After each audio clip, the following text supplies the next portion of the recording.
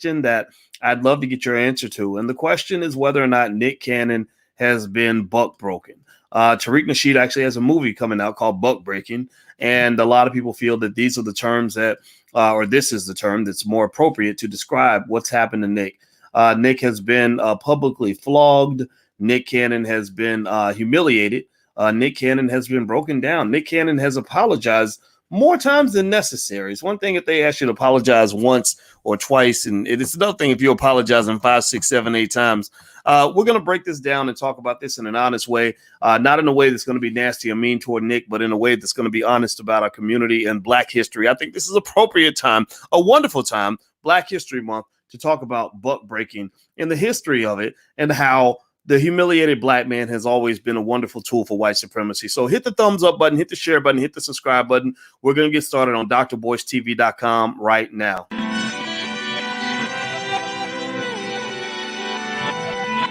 Here we are, clan the isms, cataclysm, great. Our people out here struggling, trying to make it in this state.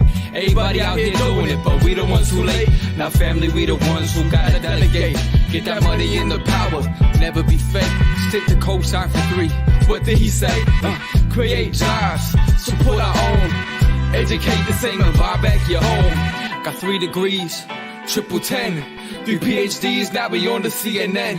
DBTV, let's talk about negligence. Ignorance is bliss, but we can turn it to intelligence. Believe none of what you hear, half of what you see. Let's break it down here on Dr. Boyce TV. Here we are. Hey, what's going on, guys? My name is Dr. Boyce Watkins. Welcome to drboystv.com, the home for intelligent Black people. Now, let's talk about Nick Cannon. And Nick Cannon's very, very interesting, almost borderline peculiar behavior as of late. As a result of some of the controversy that Nick has experienced, Nick has flip-flopped more than Alicia's pancakes, and he's been kind of going back and forth and saying things that don't make a lot of sense to me. And I'm gonna tell you what, I'm not gonna say this for sure, but I kind of wonder if Nick is a little bit afraid. If somebody has told Nick Cannon, be afraid, be very afraid, and you better always act afraid, or we're gonna make you afraid.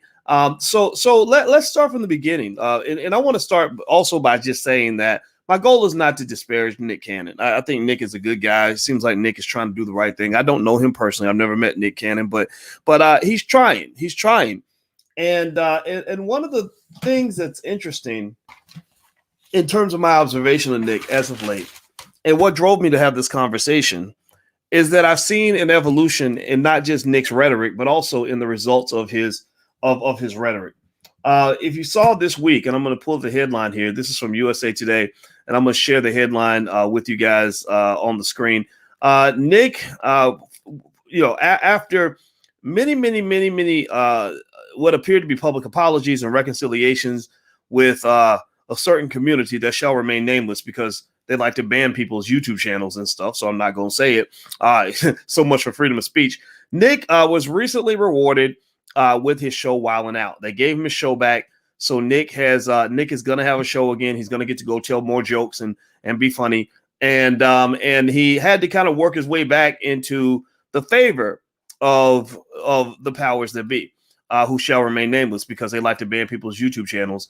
Because if you just even mention the fact that they have power, they ban you because you're not supposed to say that. You're supposed to pretend like the powerful people have no power. So they show you how powerless they are by banning your YouTube channel and basically hanging Negroes out to dry. So I'm not gonna say anybody's names, but y'all know what I'm talking about. Y'all know exactly what I'm talking about.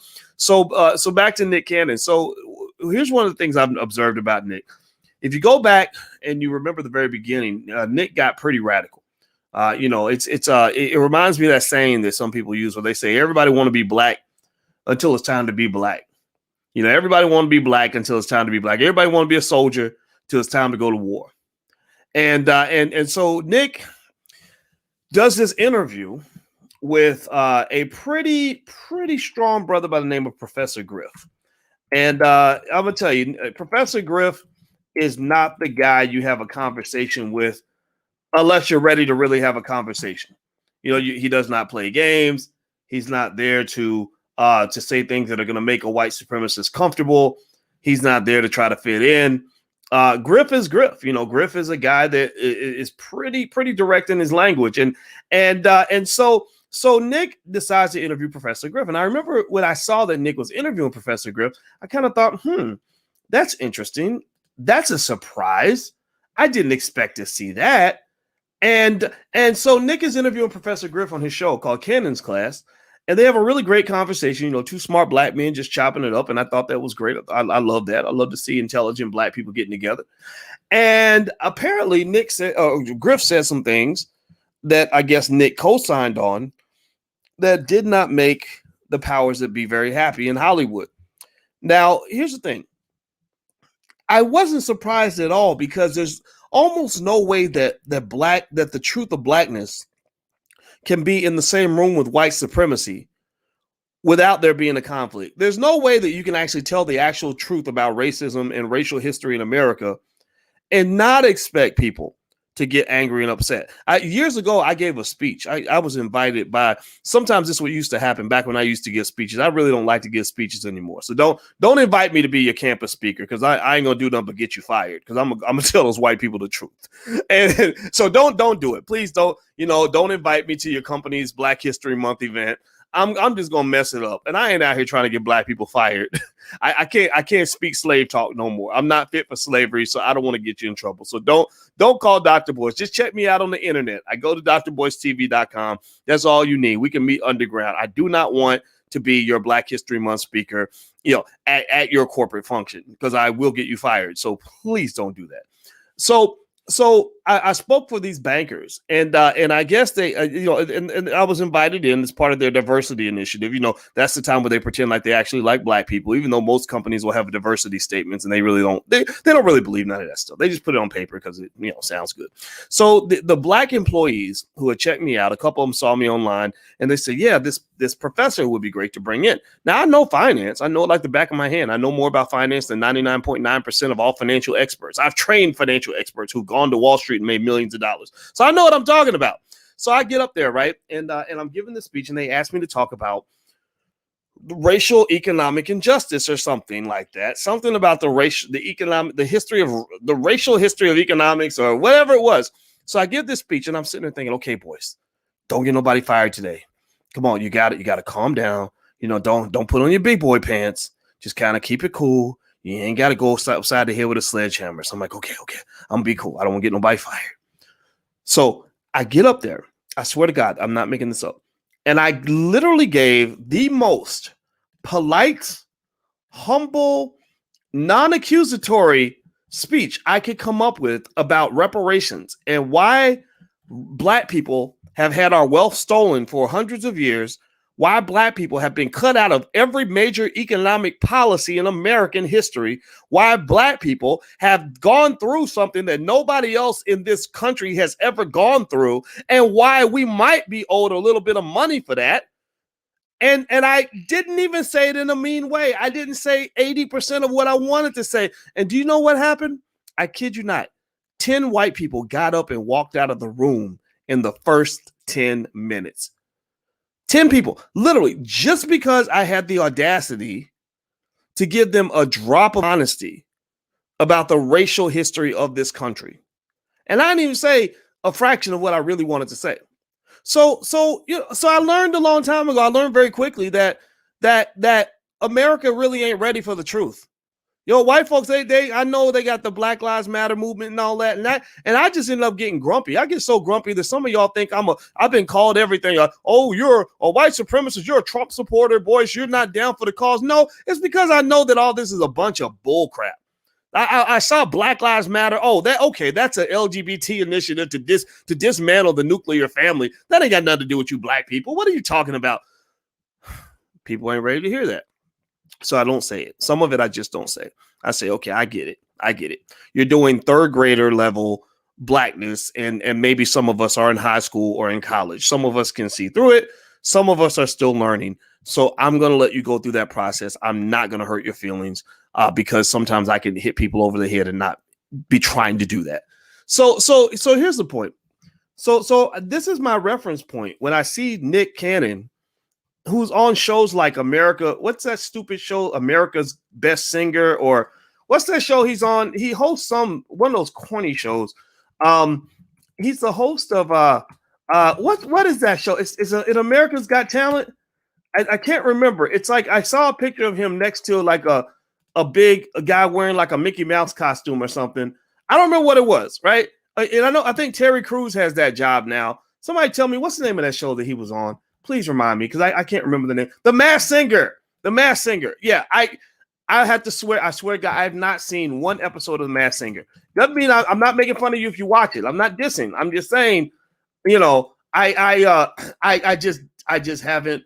I got better things to do. So Nick Cannon, who was hosting shows like The Masked Singer, is now trying to have a very serious racial conversation with Professor Griff. So what I saw in that conversation was I saw a guy who's really trying to find himself.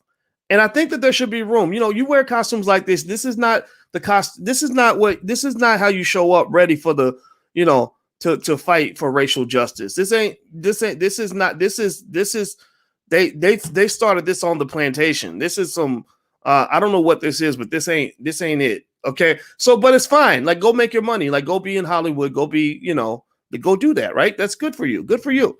But then the problem is that when it comes to blackness and you're finding your blackness, there have been many cases of celebrities who, for lack of a better phrase, have conversations publicly that are above their pay grade. They want to be black because it's cool. They want to be black because it's trendy. Their white bosses have gained a tolerance for allowing them to wear their dashikis and afros and wear their natural hair to work. So they really start feeling like extra black. So they really start feeling like okay, I'm part of the struggle now, right? And because they're famous and because they're like big shots and stuff, they're the alphas. They're used to this idea that they're supposed to be at the front of the line. Well, why is that? Well, because I have, because if you're a celebrity, you have 10 million Instagram followers. Well, of course you're supposed to be at the front of the line, or your voice is naturally amplified. The problem, though, is that sometimes they're just not ready for battle. They're not about that life. They're not really ready to strip it all down and lose it all for what they believe in. And so when I saw Nick trying to interview Professor Griff, I said, you kind of went from level 0 to level 10 with that interview. You probably should have started off with something a little bit softer and more digestible to your bosses, because not only is Griff going to tell you the truth about race in America, he's going to tell you about that group of people that shall remain nameless who likes to go around banning people's YouTube channels because you mentioned their names. I'm not going to say their names, but y'all know who I'm talking about. So Griff takes it there. And again, because they're vibing, they're flowing, and because Griff is probably speaking a great element of truth in this conversation, Cannon is in agreement with that. Well, I mean, that's fine if you're a black man who don't need your job. If you don't care if the Masked Singer is going to fire you and not let you stand next to the guy dressed like a frog anymore, then that's okay. If you don't ever need to do another episode of Wildin' Out because you got $100 million in the bank and you just don't give a fuck, then great, go for it, dude. Like, that's awesome, man. Welcome to the party, bro. Like, seriously.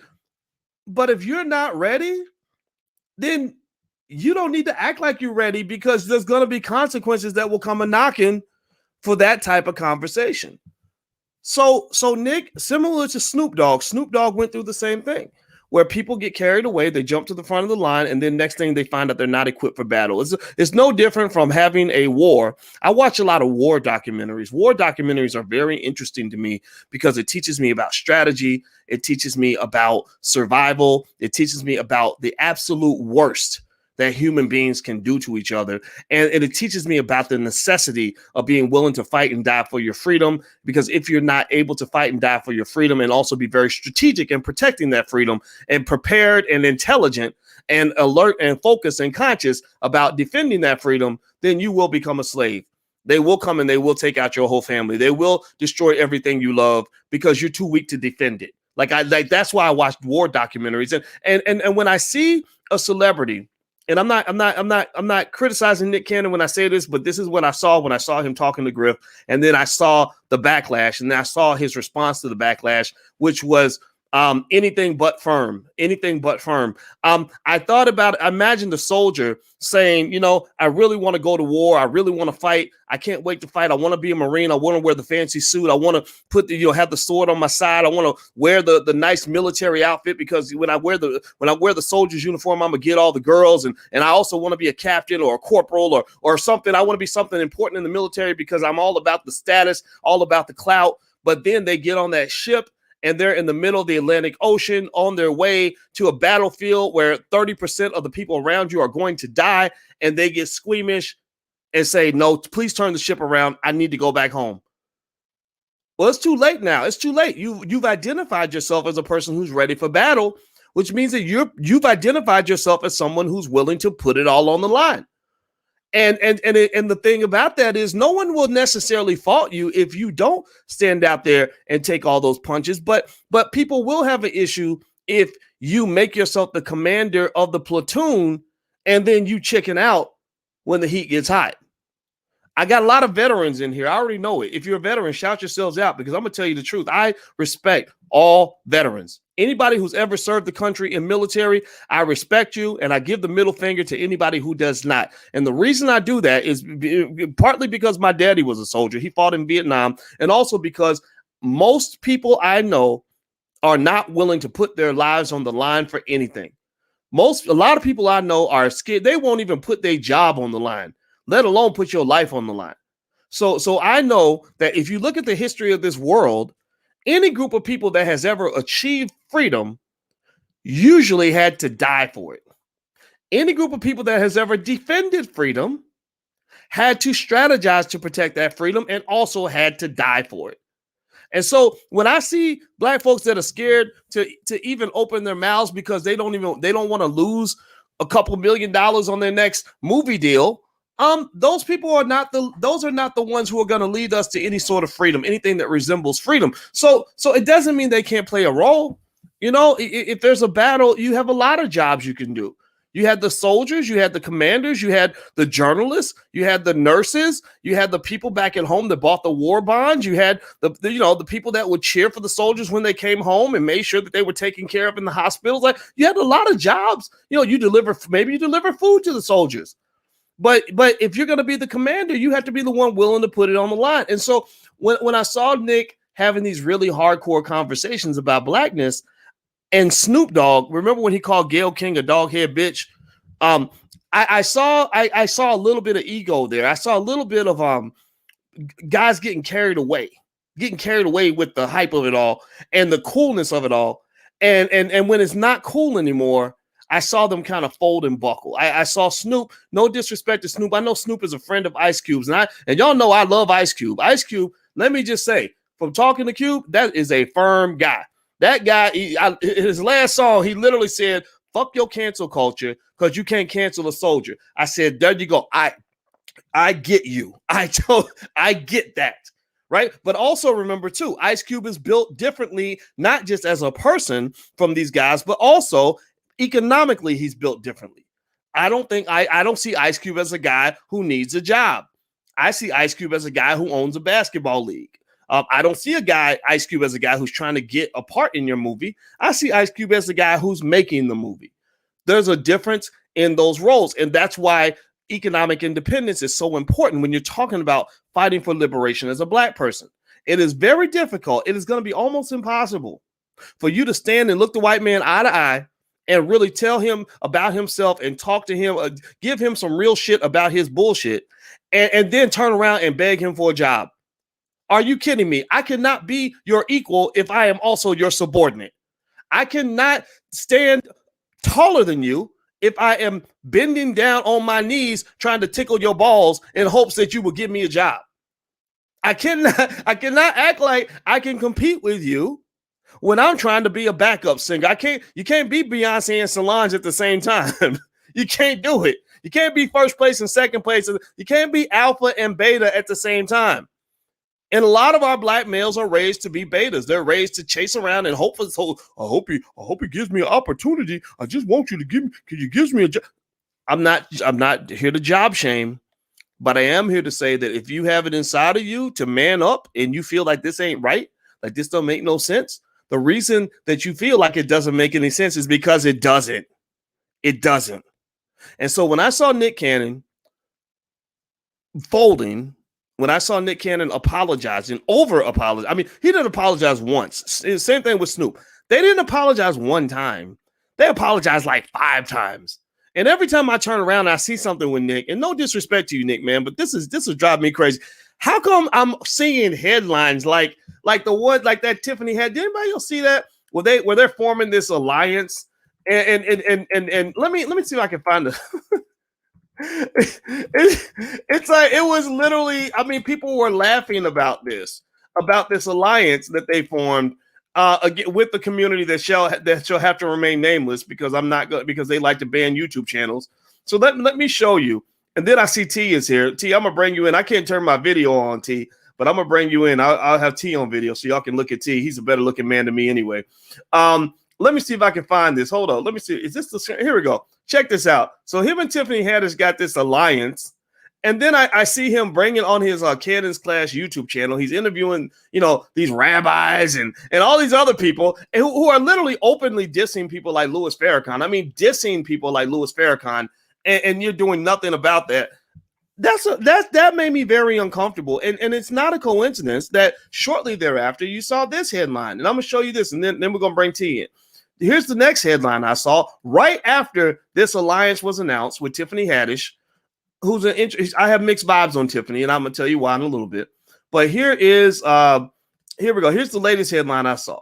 Nick Cannon rejoins Wild 'N Out as host after getting fired for anti-Semitism. Right. So right after Nick does all these little alliances and has all these little guests that are dissing black people right in front of his face and all this other stuff and apologizing over and over again, or like apologizing and then re-apologizing and then just apologizing one more time to make sure you heard the first one. Then suddenly he gets his job back. And that just hurt my feelings. That disappointed me. So I'm going to bring T in. T, here you go, brother. I'll bring you on screen. I can't turn my video on. I'm having some Wi-Fi issues, so I don't want to lose my connection. How you doing today, T? Hey, man, I'm doing excellent, man. I'm just about as fired up as you are on this topic, though. Yeah, man. Well, you know what? I've said a few things, and I don't mean to be harsh on Nick, but I think it's very important that we have these honest conversations. So honesty is the best policy. So what I'm gonna do is hand the floor over to you after I ask everybody real quick, if you could please hit the thumbs up button, hit the share button, hit the subscribe button. There's my Instagram, The Real Boyce Watkins, in case you want to follow me on Instagram. We have real conversations there. I believe in black intelligence, and I also believe in honesty and freedom of speech. So if that's your thing too, then follow me on the gram. And so T, give me your take on what you saw happen with Nick Cannon. Let's start with that key question: is Nick Cannon butt broken? Oh, absolutely. He was actually made an example of, because Nick Cannon, he's very iconic. He brings a lot of controversial black people on this show to talk about, black empowerment. He had Kanye, he had Umar, he had a lot of black empowerment people on his channel. But the thing is this is the problem with black people working for white people and not having their own. When you talk about black empowerment, you have to talk about black empowerment in the confines of how they allow you to talk about it. Therefore, it's a certain level that you can go to. Yes, okay, fine. You want to talk about white supremacy? Go ahead. But when you talk about those other white people, which I don't even want to name because they, take people off air on YouTube, then that's a problem. If you notice on Nick Cannon's show, where he had Progressive Griff on there, when they said that white people were not savages and humans, that wasn't the comment that got him in trouble. The comment that got him in trouble was when he said that black people are the real Jews. That's the comment that got in trouble. That's the comment that had him read books on Jewish history. A black man who's done nothing to Jews, who had no participation in the Holocaust. In fact, any African American, none of us had no participation in the Holocaust. In fact, we were over there fighting in World War II a lot with America against the Nazi Germany. So the fact to make black people into somehow we're closet anti-Semites is frustrating to me. because what that does is it stifles real criticism. And the thing in America, and this goes along with the whole cancel culture. Man, we cannot have serious conversations in this country. Farrakhan, if we want to have a serious conversation with the relationship with, let's say, the blacks and the Jews, it can't just go one way, where the Jews are victims and then the black people have to do whatever they can to coddle them. When there is history where black people, let's be honest, we don't control our media. We don't control our media. We don't even control our music. Some other race is controlling the music. Some other group is controlling the music. To call that group out, which is a fact, and be labeled anti-Semitic and anti-Semite for doing so, that is intellectual dishonest. And when you censor people like that, what that does is that causes other people to look more into that group and start asking questions. So this is what happened to Nick Cannon. He poked the bear of the wrong group, and they told him, hey, you need to read some books about us. You need to re-educate yourself about our history, and then go post on social media in front of your people and educate them about our history. And Nick Cannon does that, and it's kind of hard for me to take him serious. I don't even take him serious anymore if he's talking about white supremacy, because, man, you just got slapped down like that. So don't act like you're just this big, tough man when you can just get slapped down like that and apologize, and now you are back to talking in the confines of whatever your employer wants you to talk about, because you can't get too black anymore. It's very embarrassing what happened to Nick Cannon. And I don't know, Dr. Boyce, did you see when P. Diddy offered Nick Cannon to come to his platform? I do remember seeing that. What about that? Yeah, and that's what worries me too. Why did Nick Cannon take that deal? P. Diddy said, come over here, Nick Cannon. Come to my platform. It's black owned. You can say whatever you want. To me, it's almost like Nick Cannon got this, well, the white man's ice is colder, so therefore I'm going to do whatever I can to get back in his good shoes instead of going to my own people, taking my own creative talent to my own people and building with them my own community. Instead, I want to use my talent with the other community where they can police it, but at least I'm getting a little bit more money, but I can't really build how I want to. So that to me is problematic. And man, I cannot take Nick Cannon seriously anymore because of this action. And even Dr. Boyce, black media, they were silent on this. Like nobody came to Nick Cannon's defense. It's just insane. And I'm not trying to put no political spin on it, but even it doesn't matter if it was the black left or right. But let's say Nick Cannon says something about white Democrats or something. Then you'll see the conservatives hit him.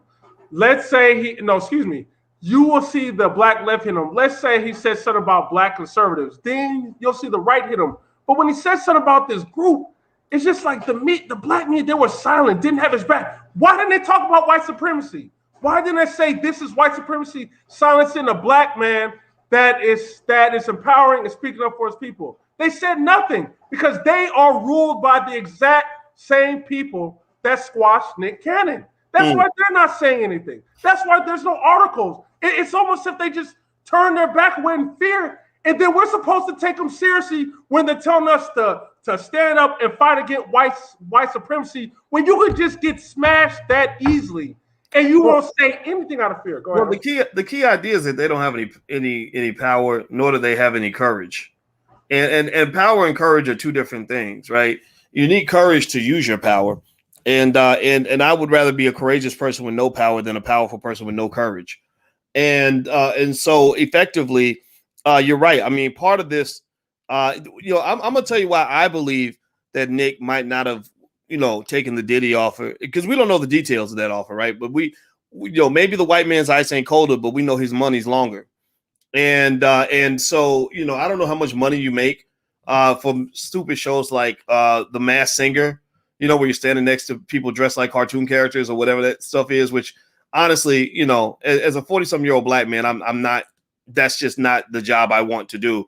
I don't care how much money there is involved. I would do that. The only time I would stand next to a frog is for my kids, like for like a birthday surprise or something. I would do anything for my kids, but I wouldn't do this to make a living, because I kind of think that there's something interesting about that, and it's historically degrading. Remember, if you read books like Black Labor, White Wealth, Dr. Claude Anderson actually refers to the fact that Black people were handsomely rewarded during slavery if they could make a white man laugh, or if you defended white people. Like there's a history to this. This is not new. This didn't just happen. And it actually, I'm gonna read a little bit about. There's an article written by a lady named Just Annette. That's the name she goes by. But this is on Medium, and she defines buck breaking.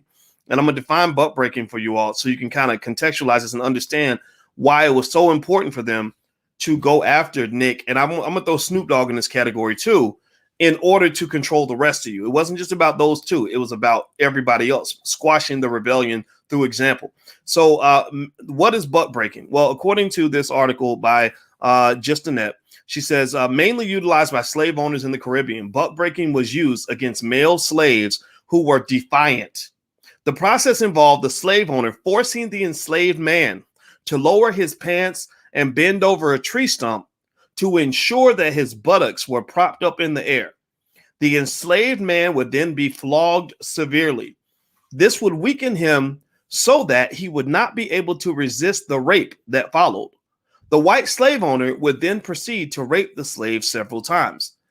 This form of punishment was worsened by the fact that it could be done in full view of all the other enslaved people, including the slave's family and friends. And in addition to being sexually violated, the slave would also be publicly humiliated.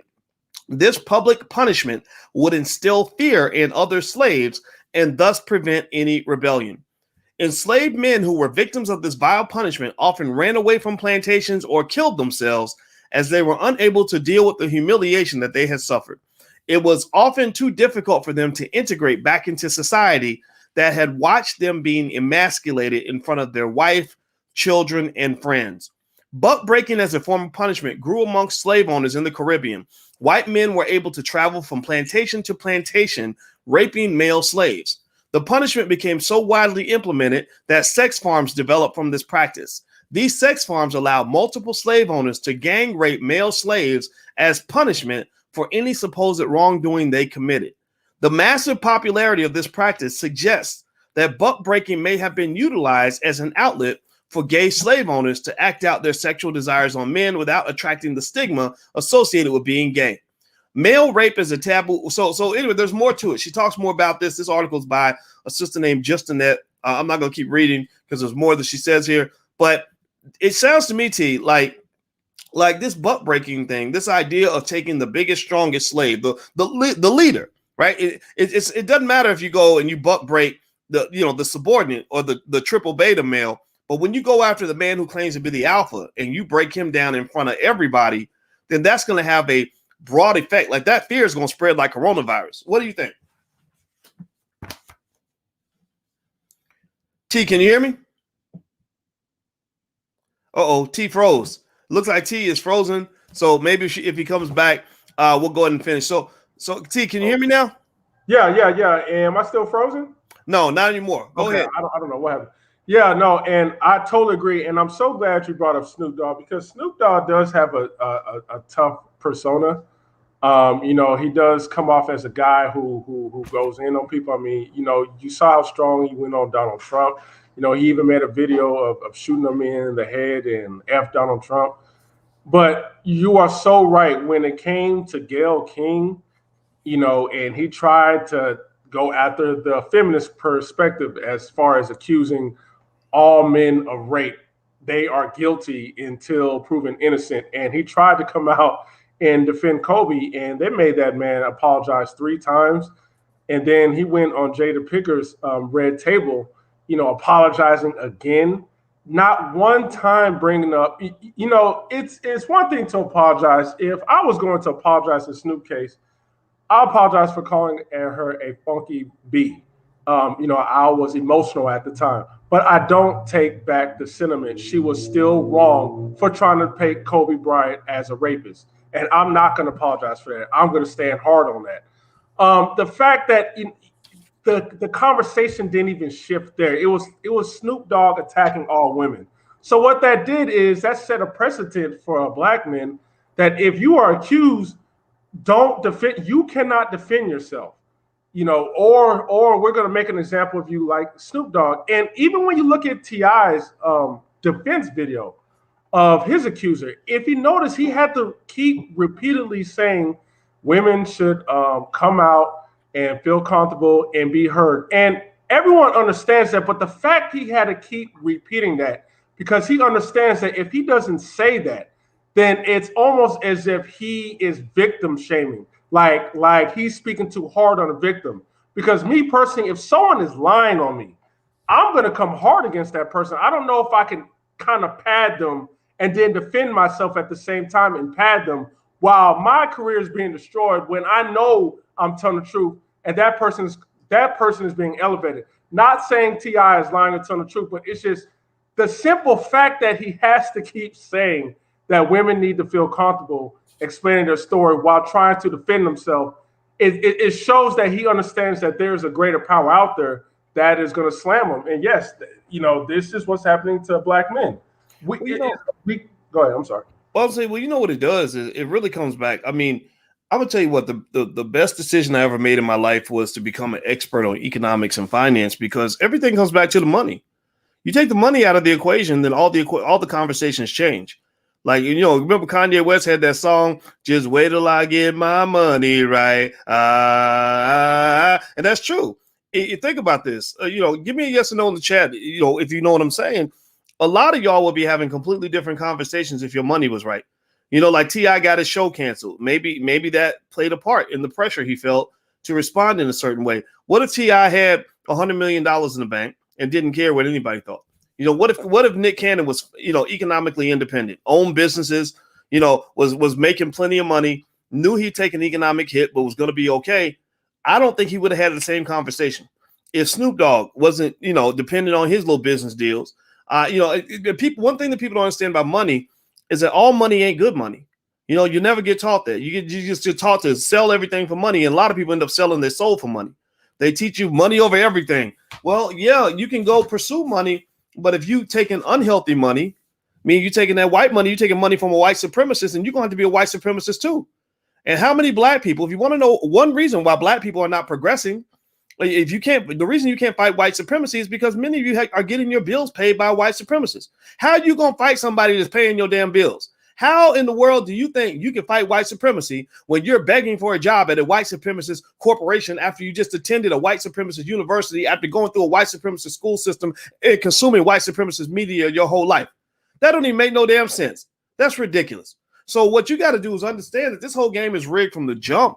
And it's preparing you. Like I was saying, I was telling people, I said they ain't planning to give you no reparations for slavery, but they're always going to give you preparations for slavery, because you've been getting prepared to be a slave since you were little. They gave you preparations for slavery when they sent you to that public school and those white teachers who taught you how wonderful George Washington was, right? They were giving you preparations for slavery every time you turn on BET, owned by a big white company that's feeding you a bunch of nonsense about what it means to be black. They're giving you preparations for slavery when you go to that big white university and you go $100,000 in debt with student loans that you can never repay. They're giving you preparations for slavery when you go begging that white man's business for a job, when you need to be creating businesses of your own. So you're getting preparations for slavery, but you can't fight for reparations for slavery when you have been fully indoctrinated in your preparations for slavery. So that's it, period. T, what are your thoughts?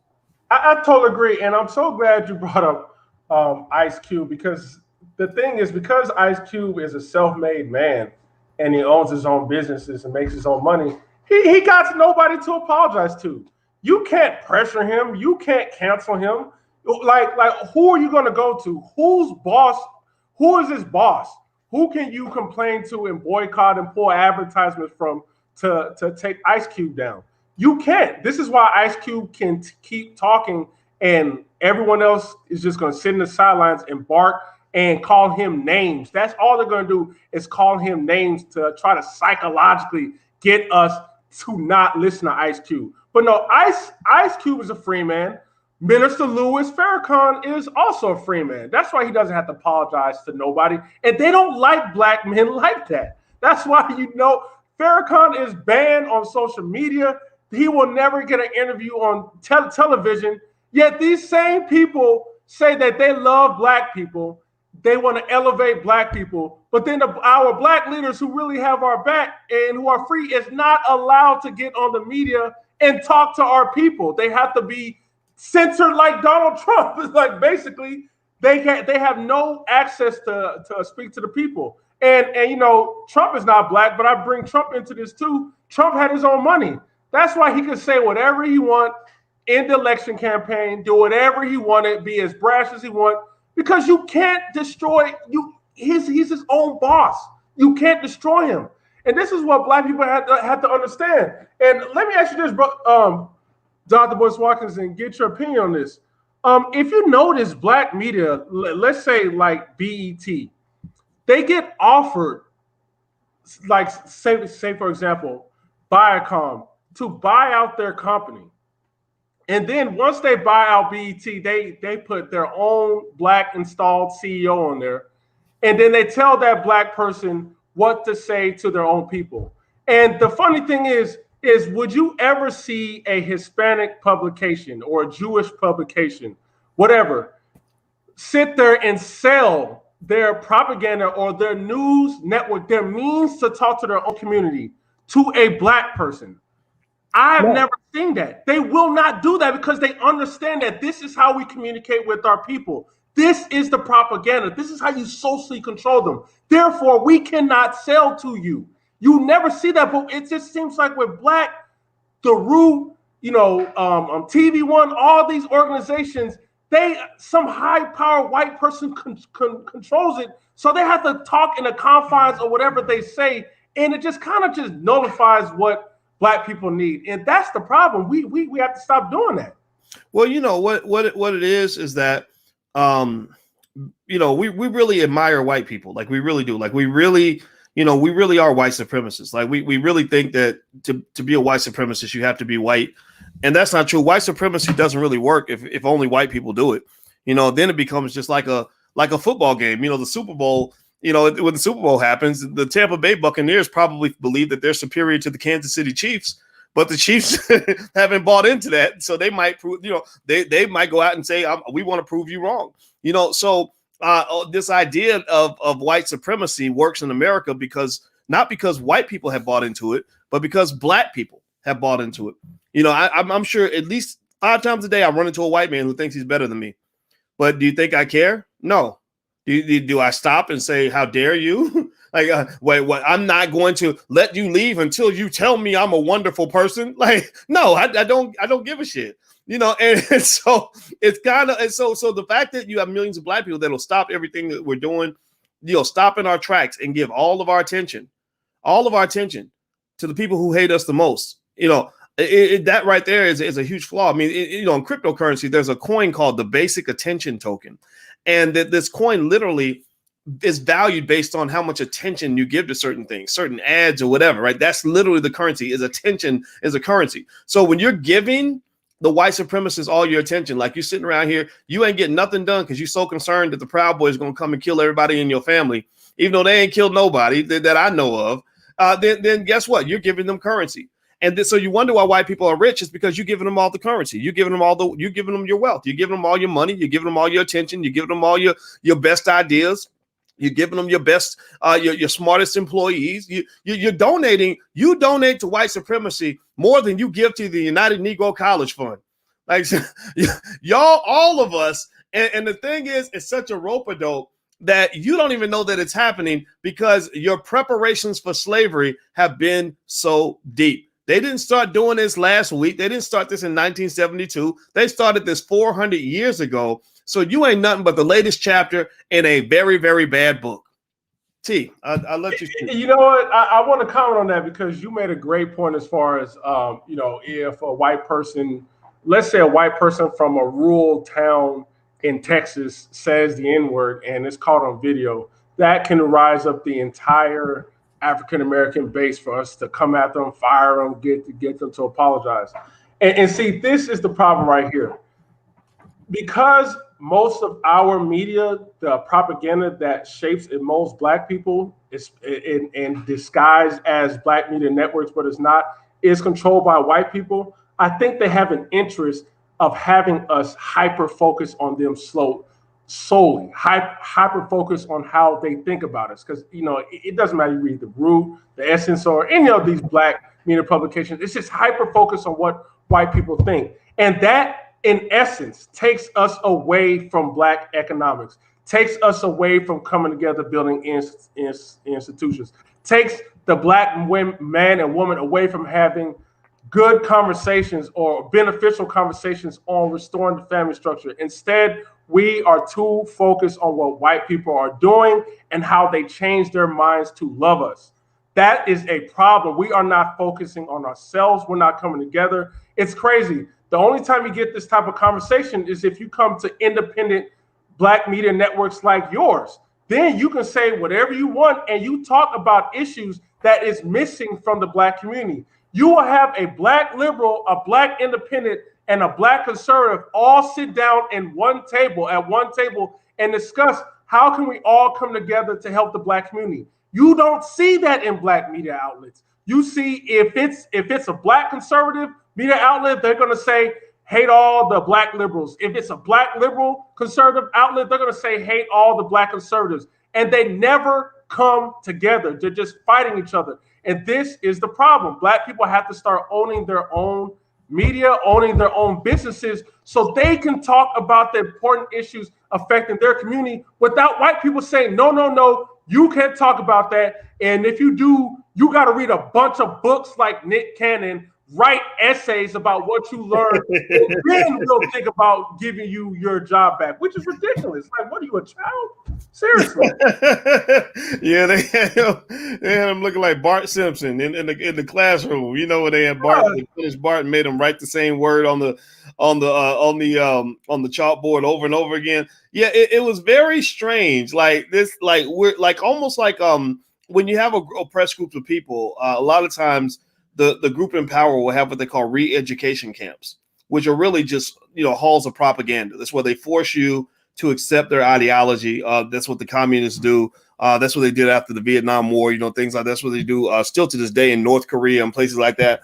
And basically, what we have to kind of understand is that to some extent, black people have been born in a big concentration camp, a big re-education camp. We don't control the school system, which right there, that's why black people should be educating our own kids. If we took over, if we just did a revolution in the school system and the education system, meaning leave the school system altogether, educate your own kids, and then also create an army, like literally 1 million children that are just fully prepared to build their own businesses in the next generation, that would do a lot to alleviate white supremacy. That would actually put black people in a position to actually be competitive. And I want to share some with you, T. If everybody could hit the thumbs up button, share button, and subscribe button if you haven't done it yet. I'm speaking with Mr. Tariq Khalik, and we started out talking about Nick Cannon, but really I want to bring this back to you because this is not a Nick Cannon bashing fest. We're not here to make the brother feel bad. I'm sure he's trying to make amends, and I wish him well in that endeavor. I have not yet been satisfied by what I have seen, but that does not mean he's unredeemable. I do not consider him to be an enemy of the black community. But I'm going to share this on my screen, and I know it might be kind of small for some of you, but I'm gonna read it to you. And this is from Dr. Claude Anderson's book, Black Labor, White Wealth, which his books are all on powernomics.com. And he talks about how whites condition blacks that they enslaved. So you have on the left what the goal was. On the right, you have the technique that was used to achieve the goal. Remember, this did not start yesterday. These conditioning processes are not coincidental. They're not by accident. They wouldn't be doing this if Nick Cannon were a white guy. So the goals of blacks were, blacks were to be taught discipline. And so the technique was endless, hard, tedious, dirty labor. That's where you get that whole thing where we love to work hard and we love to work hard for other people. We brag about how hard we work for other people. We never brag about how hard we work for ourselves. To be inferior to whites. Never see any black people with any real power. Any black people that have power are typically black people that are appointed to simply pursue an agenda that's been given to them by somebody else. Know their place. They created the color line and Jim Crow. To be backward and childlike. This is where Nick Cannon fits in. Backward and childlike, where we take the man, make him into a little boy.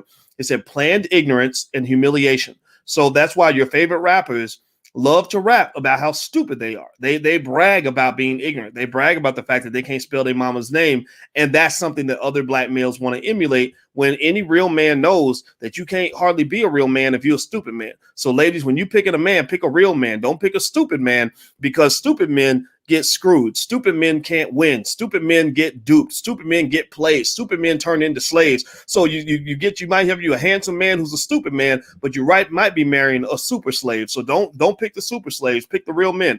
So planned ignorance and humiliation. They'll humiliate you to reduce you from a man to a child. That's unfortunately what I saw happening with Nick and Snoop. Be fearful of the master. Physical and psychological deprivation. So they deprive you, make you feel pain, rewards and punishments. They train you like Pavlov's dog. It's a famous dog in psychology that they trained to salivate whenever the food came in the room. They deprive you to keep you in fear. And you saw even during the election, there was a lot of fear mongering to get black people to do certain things because they know how you react when you're afraid. Place the master above himself. Denial of humanity and hope. Surrender totally. Religious humility and hopelessness. So if you listen to a lot of these Negro spirituals, like, oh, Lord Jesus, like a lot of these things, a lot of these songs, and I'm not making fun of anybody that goes to church. Some of you go to church and are very empowered people, so I'm not here to make fun of you. But if you listen carefully to the lyrics of a lot of the traditional Negro spirituals, and I dare even throw in a song like Lift Every Voice and Sing. I'm not dissing the song, but I want you to one day go listen to the lyrics of the song. The song is built on a type of religious humility, and whether it's not quite hopeless, but it's not really built on any sort of masculine aggression or any sort of ambition. It's built on sort of this idea that we've been hit by the bloody rod. We're all bleeding. We're all dying. We're all getting our ass kicked. But we have hope because Jesus is going to one day make us better. And that's very different from having a proactive mindset where you actually see your own ability to empower your way out of the situation that you're in. See whites as superiors, master's reward and punishment system. That's all over the place. When you behave, you get paid well.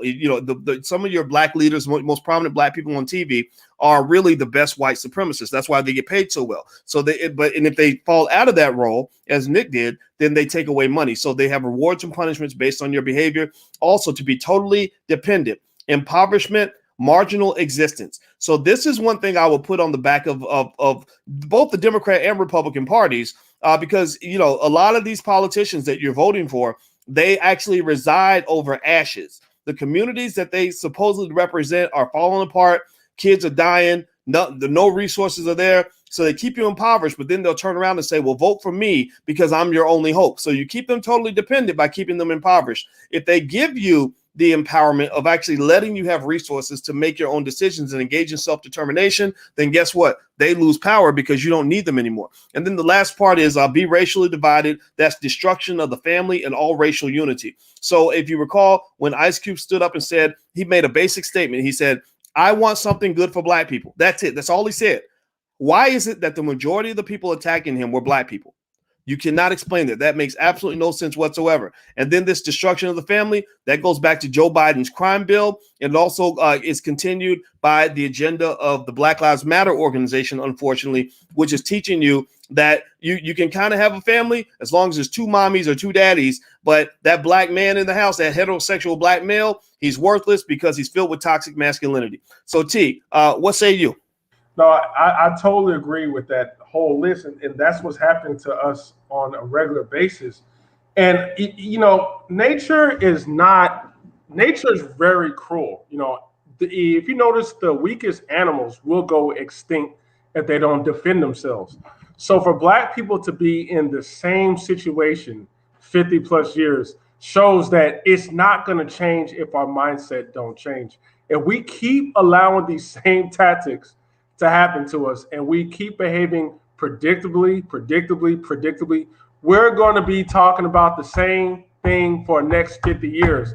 Like you said before, the fact that Malcolm X has warned the black community, especially about politics, especially about putting our vote in one party or another and getting nothing out of it, and we're still having this exact same conversation in year 2021, shows that we are stagnant. At this point, this is managed ignorance.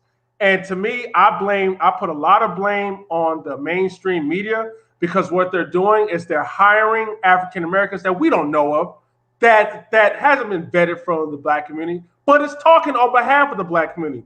Like Sunny Hostin on The View. How can she, on behalf of the black community, tell Van Jones that you made a lot of people in the black community distrust you for working with Donald Trump? How can she say that? Like, where are your credentials? You don't speak for me.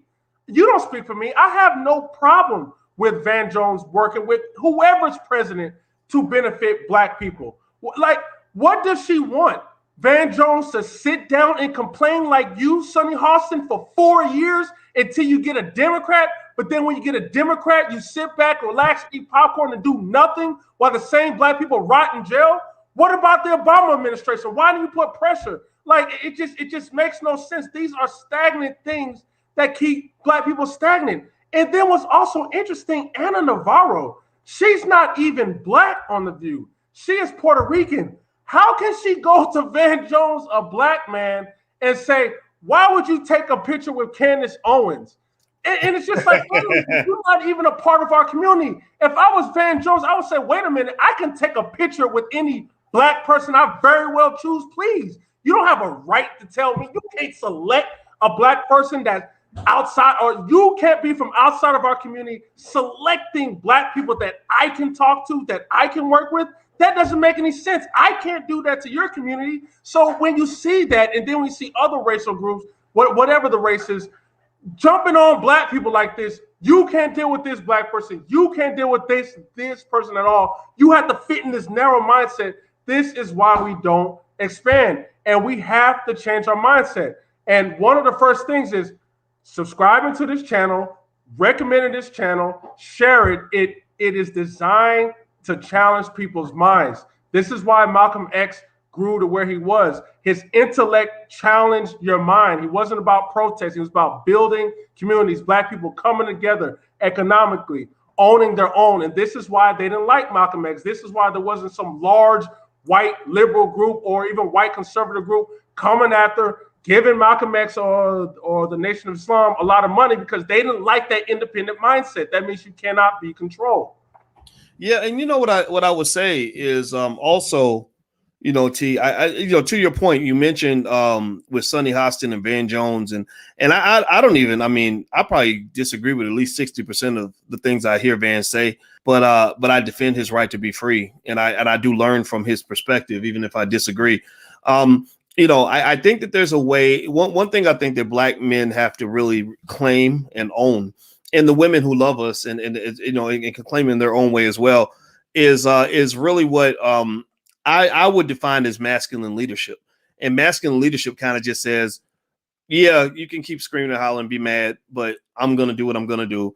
And you're going to be upset, but oh, well, then you work through that. You figure that out. Right. And I think that maybe a good reaction to a Sonny Hostin or whomever is to say, well, I understand why you would feel that way. But that's what I chose to do, because I'm a free American. I have a right to do what I want, and you have a right to do what you want. And that's what it is. Right.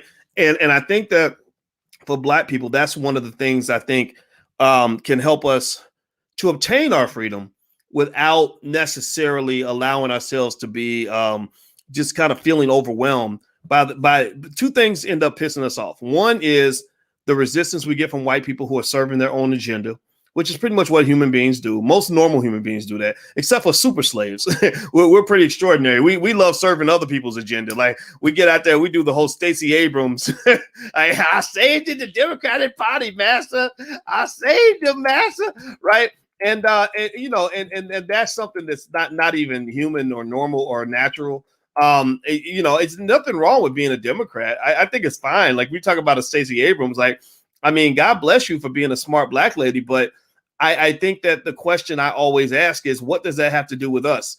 Like, if you go to Burger King and you're the employee of the month, and they give you extra burgers because you did such a good job behind the counter, if you ain't sharing some of that Burger King money, or if they didn't give you something that you can actually bring home to the family, then I don't really give a shit. I'm really wondering, what was in it for you and what makes you feel like somehow being Burger King Employee of the Month is the same as actually making a contribution to the Black community. So when I see Black people who maybe saved the Democratic Party, here we are saving y'all again. For what? I mean, you're bragging about the fact that you might be a sucker. Like you're bragging about the fact that you are letting somebody use you. What pride comes from that? And it's not to really. And when I say it, I know people think that I'm dissing Stacey Abrams. I don't really care. I really hope Stacey gets the Nobel Prize. I really hope and pray that she gets the Nobel Prize, because the Nobel Prize literally means about as much to me as a pile of like frozen shit.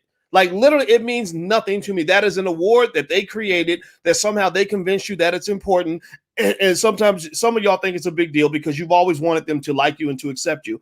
I'm past that point. And I think if we all get past that point and just focus on us, turn inward, right? Focus on us. Let Stacey go get her Nobel Prize. Let her get 1,000 of them and focus on us. I think that's a good way for us to win. What do you think, T? No, and I totally agree. And you got to think about it. When humans go out and they catch animals and put them in the zoo, they train them for a circus or something, and they give them small treats, and they pat the animal on the back, and the animal gets happy in eating the treats. But what the animal doesn't understand is you're still encaged. You've been taken out of your natural habitat for our entertainment, for our use, for us to make money off of you. So there's really no benefit for you. It's a benefit for us. We're the ones getting the revenue. We're just using you. You are just for entertainment for us. And sadly, that's what happens with these awards. Like you said with Stacey Abrams, I mean, it's almost it's like they're like giving her treats. Like, okay, let's go ahead and give her this Nobel Peace Prize or whatever the award they're giving her, and that's it. It means nothing. But like it changed nothing for Black people. I mean, and even the media getting happy about Secretary of Defense Lloyd Austin being the first Black man to be Secretary of Defense. That's great. But now I'm gonna celebrate a Black man bombing other, and let's use liberal terms, people of color. So now it's gonna be a Black man in charge of the people of Afghanistan, killing civilians, drone striking, being pro-war. But I'm supposed to ignore all that. And say, yes, it's a Black man doing it. Yes, it's a Black man. That's what's happening to us. It's like we're not even looking at any substance. When the Obama administration went into Libya was a very prosperous African country, very prosperous. And in fact, I believe Libya, Muammar Gaddafi, he was trying to get Africa to be separated from the United States and be independent. So the fact that under the Obama administration, they went in and they destroyed Libya over some ridiculous things about him being evil to his people, whatever. They never show us any excuse, but it's a Black man destroying another independent Black country. And the man's from Africa, and there was no type of peace negotiations. But because it's a Black man, we just give it an excuse. To be honest, I don't care if you put a Black person in front of me. Like you might also put a white person in front of me also, because I don't care. I don't see a difference. If there's no substance, I don't care. So yeah, I think we really got to break free of that. Otherwise, they're just going to keep, giving us these little cookies, and we're just going to keep celebrating it like wild animals while still being in bondage. Well, what it reminds me of. And by the way, everybody, before I forget, please hit the thumbs up button if you could. Please hit the thumbs up, share, subscribe, and hit the notification bell so you'll be notified when we go live. Also, if you want to get text alerts periodically when we go live, text the word "voice" to 31996. Right there on that ticker on the bottom of the screen, there's a phone number that you can text the word "voice" to, and you'll be on the text list. So feel free to do that. Also, you can go to the allblackagenda.com, where we actually have resources free or very cheap that you can use for your family to implement your Black agenda, because we're not sitting behind with the rest of these backward Negroes. We're trying to move forward. So we got the forward movers and the backward movers. And I say that those of us who want to move forward need to move forward. We can't sit around waiting for other people. We'll catch them in the next generation. How about that? So what, to your point about the treats and everything else, one thought that came to mind, T, was actually, and this is historic. a lot of people don't know. For example, you see a lot of black folks that will say that they, that they're so proud that a black person won like an Academy Award or whatever. Like, oh, so-and-so got an Oscar, or so-and-so was the first black person to get an Academy Award or a Grammy or whatever. And people don't know, actually, I read a book called How the Jews Invented Hollywood. And it wasn't anti-Semitic, none of that. It was just literally a very inspirational story about how the community came together to create, to do something that I would love for black people to do, which is they created an independent industry that gave them power because they were rejected everywhere they went. They couldn't get their kids into other people's schools, so they built their own schools. They couldn't get jobs working for other people, so they created their own companies. And they took advantage of the film industry, which is one thing I want black people to do. But anyway, in this book, one thing that they talked about was in the 1940s, I think, when the studio executives got tired of the actors and actresses asking for more money, when the directors were asking for pay raises, they said, we don't want to give them actual money. We don't want to give them anything of real value. So let's create an award, and we're going to call it an Academy Award, and we're going to give them these Academy Awards, and we're going to feed their ego instead of feeding their bank account. That way we can keep the money, and they get their much needed self-esteem or their recognition, and everybody's happy. And so when you talk about black people and you look at the way we're dealt with politically, the first type of political capital they're going to give you is not going to be financial capital. They're not going to give you the financial capital unless you demand it. Instead, they're going to give you symbolic capital. They're going to give you things that are going to feed your self-esteem because you show up needy, you show up begging, you show up weak, you show up with low self-esteem. So what they do is they say, we're going to give you your self-esteem because we're going to paint Black Lives Matter on the street. So now suddenly, as white people, we are your gods. We are going to acknowledge that your life matters. And now your life matters because we said that it matters, not because you decided that it mattered before you got here, but because we decided it matters. It now matters. We have decreed it. Now it is true. And then next thing you know, Negroes are celebrating on Facebook and Instagram because somebody painted Black Lives Matter on the street. And then what they will do is they won't actually give you the money. They won't give you the reparations. They'll just give you something symbolic, or instead of actually giving you real money, they'll put Harriet Tubman's face on the money. Right. So I'm not going to give you any money, but I'll put your face on my money and I'm going to keep it in my pocket. So that's the deal. I'm going to put the money in my pocket and we're going to put your face on it. And you're going to get your self-esteem. I'm going to get real assets. I'm going to get real estate and businesses and stocks and bonds and ownership. And you get self-esteem because you are a pathetic bastard who doesn't believe in himself. And the last thing I'll say on this, T, and then I'm going to let you you can make a final thought before we bounce out, is, you have to be really careful when you talk about, we have to be really delicate about not being disrespectful to the people that are getting these positions, these awards, like the Stacey Abramses or the Lloyd Austins and people like that, right?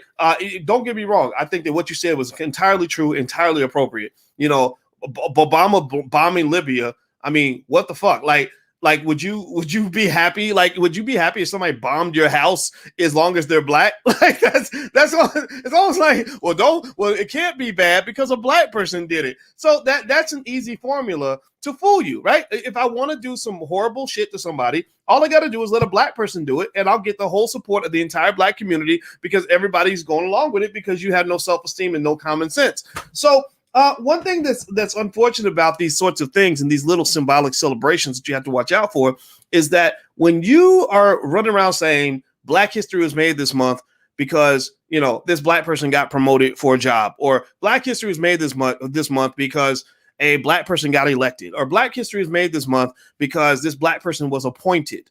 You don't understand what you're doing is you are implicitly making white people into your gods. You're implicitly giving white people the ability to make black history. Like, you're literally, like, they can literally decide, okay, you know what? We're going to make Black history this month. We run the company, so we're going to appoint a black person to a higher position, and that'll be Black history.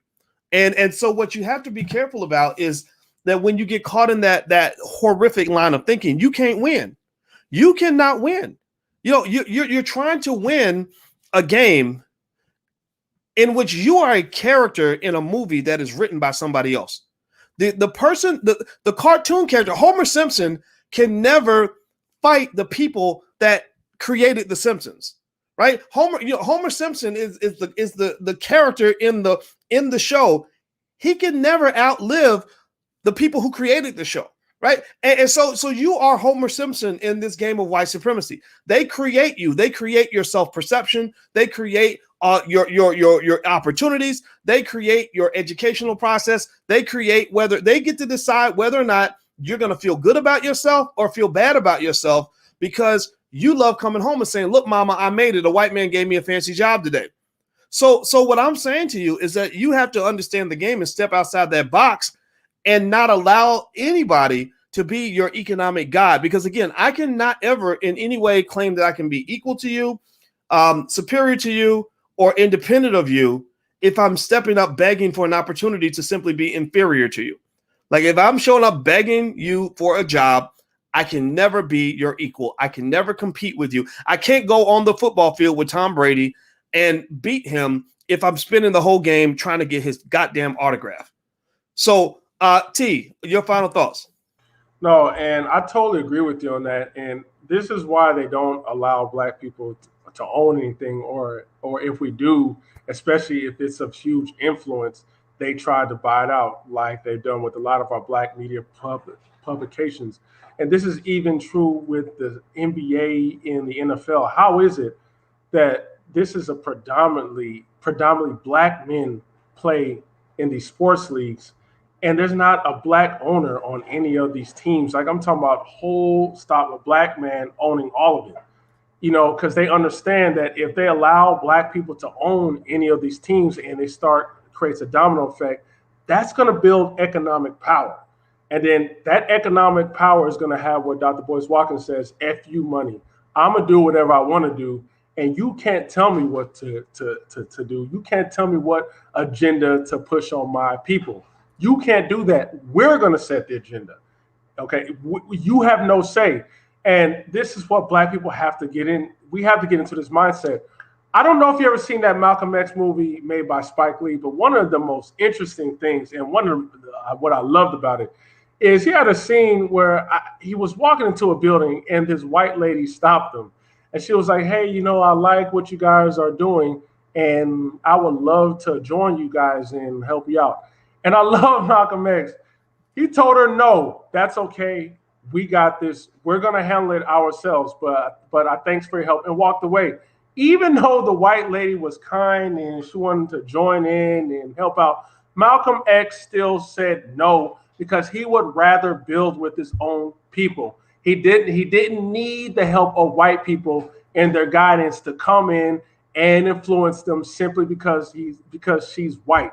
He has enough love and respect for his own people to build with them. And that's what black people have got to start doing. We need to have respect for our own people to build with them. We don't need to be rewarded by white people and cheer, because all that tells, especially if we're going in the political field, all that tells them is that all these people want is treats. That's all they want is treats. They don't want no agenda. I forget that black lady who said, I don't want no black agenda. Let's just get rid of Trump. That right there sets us back. That sets us back. We cannot be saying that. We have to all want an agenda, and we need to build with each other. And that's pretty much all I got to say, man. Yeah, well, I think you're 100% correct, and I hope that everybody can hear this conversation in a way where we can agree with some things and disagree with others. Chances are, if you're a critical thinker, you probably agree with you might have agreed with 70% or more of the conversation. I don't want you to agree with 100% of the conversation, because I need you to also think for yourself. I need you to have your ideas and not just simply accept our ideas. And that's the goal of the platform, right? We want to have a space for free ideas. I want to encourage you to explore all possibilities, take a little bit of this, a little bit of that. And at the end of the day, figure out what freedom looks like to you. Because, the way the conclusion I would make on Nick Cannon, Snoop Dogg, and everything else is that this is not the way free black people behave. This is not freedom. This like T.I. said the other day, he said, this ain't that. This ain't that. so this is not freedom. Like, freedom is not when you are buckling and folding and apologizing, even when you didn't do anything wrong. It's one thing if you did something that was flat out egregious, undeniably egregious, right? You don't committed a crime, you don't hurt somebody, then yeah, you owe somebody an apology.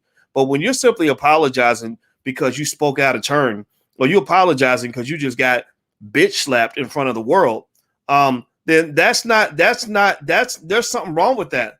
That is that people are not stupid. They're gonna see that, and so I would just say, at the end of the day, that's why all of you, if you can give me a yes in the chat, remember I always circle it back to you guys who are listening.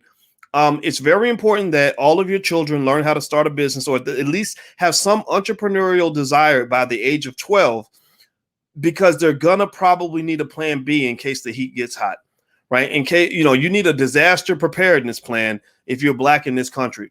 Disaster preparedness is when you get fired on your day off because you don't start talking shit to massa, or you went and watched Roots last night, and now you mad at the boss, and you done spoke out of turn, and they try to get you out of there, and suddenly all your excellent employee evaluations become very negative because you've been identified as a radical Black person or a Black identity extremist. You have to have an exit plan. You have to have something very basic. That is the ability to pay your bills without having to beg your oppressor to do it for you. That's all you got to do.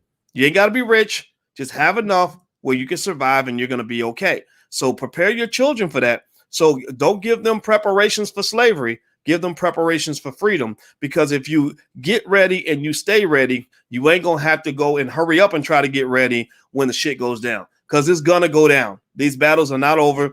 And I think it's less about sort of fighting against those who support white supremacy as much as it is about fighting the white supremacists within us. I don't know about you, T, but I don't get up every day and have white people standing over me, trying to put me in jail because I read a book. Right? I can read as many books as we have advantages our great grandparents did not have. We can read as much as we want. They'll never stop us from reading. We're allowed to congregate as much as we want. They don't stop us from congregating. We're allowed to go start businesses as much as we want. They're not going to stop us from doing it. We can invest in the stock market. They're not going to stop. We can show up. We show up with the money. We can buy real estate anywhere we want. So a lot of the demon, the hurdle is not out there. The hurdle is inside of you. It's in here. Right. So we got to fight that battle, and we will win that war. The question is, how soon is it going to be? So thank you very much, T. I'm going to show everybody T's social media information. Please follow this brother because he's very smart. And I think that he is somebody that you should listen to. And also feel free. Make sure you hit the thumbs up button, share button, and subscribe button before you get out of here. And also we have different channels and stuff like that. The Black Boss channel, that's the one I want to show you, because we have a channel where only Black men are speaking on that channel. I know T goes on there sometimes, Jeff Lightsey Jr., and a lot of other smart Black men. And I really just think we need to start hearing from different perspectives, because we need to inject masculine leadership in our community again, because we lost a lot of that after Biden's crime bill. We're recovering right now, right? So you need to let the men speak next to the women. The women are going to speak for sure, and we need the men speaking with them so that we can actually go in here and know when it's time to go punch somebody in the nuts and get something done. So God bless everybody. Love you. Thank you for listening. And thanks a lot, T, man. It's great to see you, brother. All right. Peace.